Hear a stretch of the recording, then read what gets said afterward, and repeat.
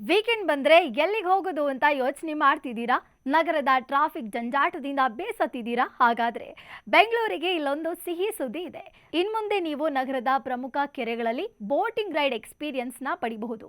ಹೌದು, ಕೆರೆಗಳ ನಗರಿ ಬೆಂಗಳೂರಿನಲ್ಲಿ ಕೆರೆಗಳ ನಿರ್ವಹಣೆ ಮತ್ತು ಪ್ರವಾಸೋದ್ಯಮ ಅಭಿವೃದ್ಧಿಗಾಗಿ ಗ್ರೇಟರ್ ಬೆಂಗಳೂರು ಪ್ರಾಧಿಕಾರ ಹೊಸ ಯೋಜನೆ ರೂಪಿಸಿದೆ.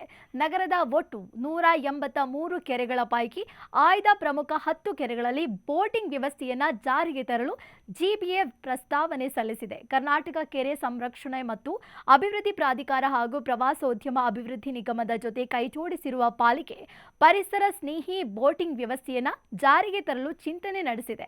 ಹೀಗಾಗಿ ಕೆರೆಗಳಲ್ಲಿ ಪ್ರವಾಸೋದ್ಯಮ ಚಟುವಟಿಕೆ ಆರಂಭಿಸಿ ಅದರಿಂದ ಬರುವ ಆದಾಯವನ್ನ ಕೆರೆಗಳ ನಿರ್ವಹಣೆಗೆ ಬಳಸಿಕೊಳ್ಳಬಹುದು ಅಂತ ಈ ಯೋಜನೆಯ ಹಿಂದಿನ ಉದ್ದೇಶವಾಗಿದೆ. ಹಾಗಿದ್ರೆ ಬೋಟಿಂಗ್ ಸೇವೆ ಲಭ್ಯವಿರುವ ಆ 10 ಕೆರೆಗಳು ಯಾವುದು ಅನ್ನೋದನ್ನ ನೋಡೋದಾದ್ರೆ ಹಲಸೂರು ಕೆರೆ, ಮಡಿವಾಳ ಕೆರೆ, ಸ್ಯಾಂಕಿ ಕೆರೆ, ಯಲಹಂಕ, ಕಗ್ಗದಾಸಪುರ, ನಾಯಂಡಹಳ್ಳಿ ಕೆರೆ, ರಾಚೇನಹಳ್ಳಿ ಕೆರೆ, ವೆಂಗಯ್ಯನ ಕೆರೆ, ಬೇಗೂರು ಕೆರೆ ಮತ್ತು ರಾಮಪುರ ಕೆರೆಗಳಲ್ಲಿ ಈ ವ್ಯವಸ್ಥೆ ಇರಲಿದೆ. ಈಗಾಗಲೇ ಹಲಸೂರು, ಸ್ಯಾಂಕಿ ಮತ್ತು ಮಡಿವಾಳ ಕೆರೆಗಳಲ್ಲಿ ಬೋಟಿಂಗ್ ವ್ಯವಸ್ಥೆ ಇದ್ರೂ ಅದನ್ನ ಮತ್ತಷ್ಟು ಅಭಿವೃದ್ಧಿಪಡಿಸಿ ಉಳಿದ ಕೆರೆಗಳಿಗೂ ವಿಸ್ತರಿಸಲು ಜಿಬಿಎ ಮಾಸ್ಟರ್ ಪ್ಲಾನ್ ಮಾಡಿದೆ. ಈ ಯೋಜನೆ ಜಾರಿಯಾದರೆ ಬೆಂಗಳೂರಿಗರಿಗೆ ಸಂಜೆ ಸಮಯ ಕಳೆಯಲು ಹೊಸ ತಾಣಗಳು ಸಿಕ್ಕಂತಾಗುತ್ತೆ.